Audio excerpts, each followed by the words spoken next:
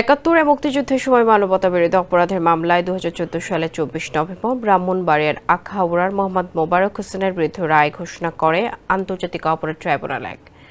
দায়ের করা 5টি অভিযোগের মধ্যে 2টি প্রমাণিত হয়। এর মধ্যে ব্রাহ্মণবাড়িয়ার তনমন্ডল গ্রামে 33 জনকে অপহরণ ও হত্যার দায়ে তাকে মৃত্যুদণ্ড দেওয়া হয়।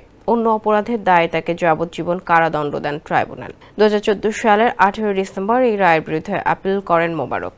চলতি বছরের 8 জুলাই আপিলের শুনানি ঘোষণা হয়। শুনানি শেষে আজ তার আপিল মঞ্জুর করেন প্রধান বিচারপতি সৈয়দ রেফাত আহমেদের নেতৃত্বাধীন আপিল বিভাগ। একই সঙ্গে মোবারকের ট্রাইব্যুনালের দেওয়া দণ্ডাদেশের রায় বাতিল করা হয়েছে। মোবারকের আইনজীবীরা জানান, একাত্তরের মুক্তিযুদ্ধের সময় মানবতাবিরোধী অপরাধের কোনো মামলায় এই প্রথম আপিল করে কেউ খালাস পেলেন। এখন যে কোনো ব্র্যান্ডের পুরাতন এসি বদলে নতুন ওয়ালটন এসিতে উপভোগ করুন 25% ছাড়। মুক্তিযুদ্ধকালে মোবারক ছিলেন জামায়াতে ইসলামীর নেতা। 1971-এর পট পরিবর্তনের পর তিনি আওয়ামী লীগে যোগ দেন।